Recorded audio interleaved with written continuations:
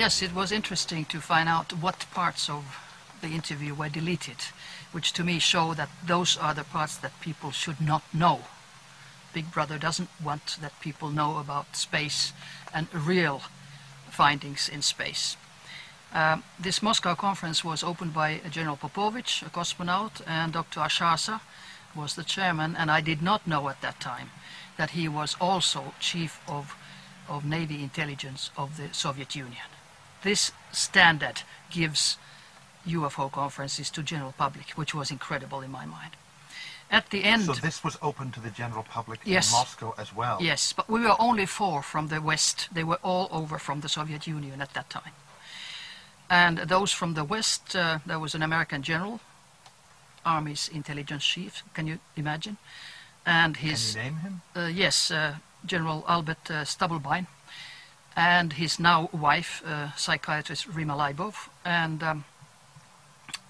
Victoria, who was a journalist and now married to Colonel John Alexander, who is very, very knowledgeable about space, UFOs, and mind control. And at the end of the conference, I was asked if I would like to see something very specific, and I couldn't understand what. I said, sure, what do you want to show me? And they took me to the cellar of this institute, and it was behind so thick iron doors, several of them, 3, 4, I recall, and I thought, what is this? This is like going to a secret vault of the bank. And there was a huge hall full of UFO pictures from all the walls, in all the walls, and then a huge map of the Soviet Union with pins. And I stopped immediately and said, what are these? They ignored my question. I thought that they could have been landing sites of UFOs. But anyway, what they specifically wanted me to see was a story of Anatoly Malchev. And I was so surprised because I have lectured of Anatoly Malchev in my previous lectures, because this happened to him in 75. So who is she exactly?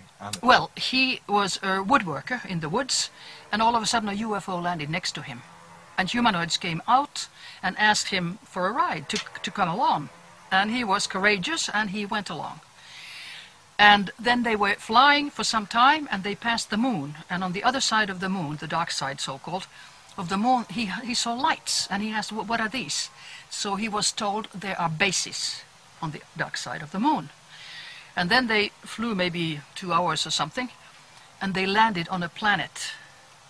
And when he got out, he got a shock of his life, because the people who came to greet him and meet him were his dead relatives and friends, who were in perfect shape and beautiful and, in perfect health. And this was deleted. So I thought that's very interesting, because that shows something about life on planet Earth. It showed to me, at least, that we're all one. ETs, the dead, which we call the dead, the energy of the dead, is not dead, but just continues, and us. Their souls, perhaps? Or well, you can call them. I mean, I would use rather a not religious term like soul. I would say energy bodies. We are light energy, beings of light. And that was there. It was not in the physical, even it looked exactly like the physical in the last reincarnation. And if somebody was blind or deaf or had an amputated arm, they were whole. Because all these are in the physical body, they are not in the light body. Your light body cannot have any defects. And that maybe explains the medical phenomena of a so-called phantom touch. You know, if somebody has amputated your arm, so you still feel the pain in your fingers, and you don't have physical fingers. And Dr. Harry Oldfield in England or in Wales has actually shown video of, if the person thinks of their arm, it appears. Oh, really? On camera. That I have never seen. Yes. But there's a lot between the earth and the skies that we don't know about. So what else happened at this conference, and were you able to debate or discuss with the other people that were there? Well, I discussed. I didn't debate because I don't speak Russian, and I had a lady, a radio engineer, who was also a journalist of Anomalia magazine in Leningrad at that time, and I asked her to come and sit next to me and interpret a little bit. But next day she just vanished, and like I said in the previous interview, 2 males came next to me, and one was a colonel, one was a general. And after that I was surveilled 24 hours, I'm sure.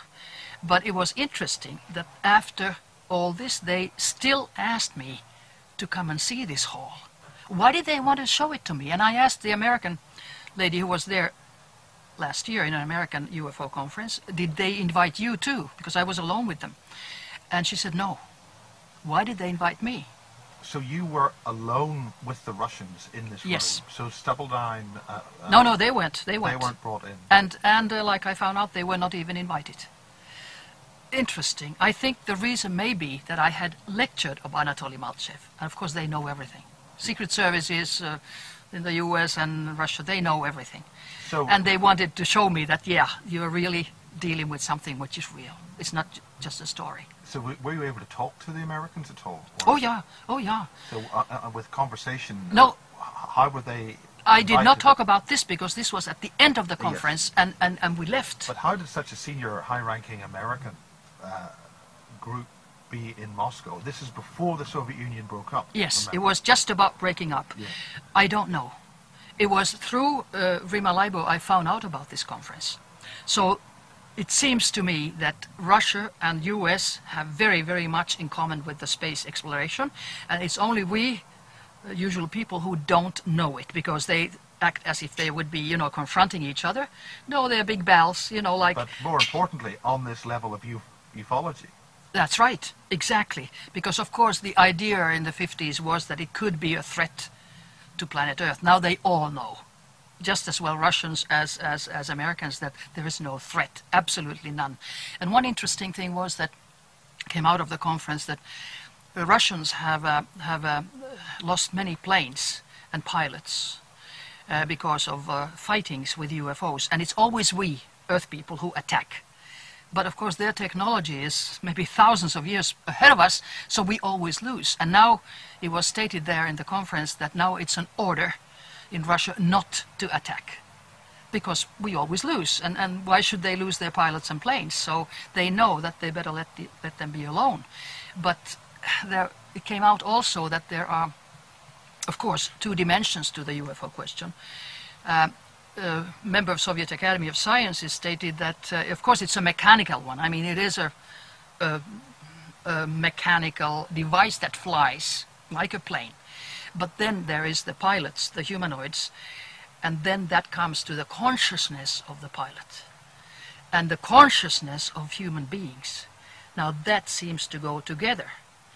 And they also, which I think is one of the worst things that they don't want people to know, is time travel.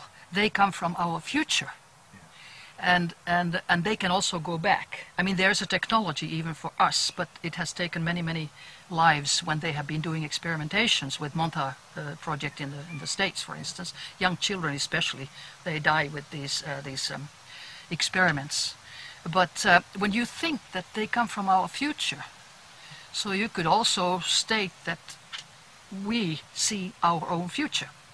Because a man is a mind, not a body, and we're multi-dimensional, which is something which is very hard for people to understand. But if you think that in your dreams you are also in another frequency, and in your dreams you can go wherever, and we think that dreams are just a product of stress or your experiences and a product of your brain activity, because today's medicine still holds on to the old paradigm that it's your brain that thinks, it's your brain that is the thing. It isn't. It's like a projector. Film is much more important than the projector, because projector can go kaput, you know, or something goes wrong. So, okay, you take the film and put it into a new projector, and it continues. That's exactly how a human being should be thought of. A human being is a consciousness, absolutely a consciousness, and can travel anywhere in the universe. And especially as proof, I would say that US military is training special officers into out-of-body experiences for espionage. Yes, the remote viewing, that's why Alexander was there. Exactly. Yes. And also for space travel, because space travel is not that dangerous when you're out of your body in an energy form than if you are in a spaceship, which can go, like we have now read I just have to laugh that their toilets go kaput or something like Yes, that. yeah. That's the big news. But what really happens in space, that is never talked about, because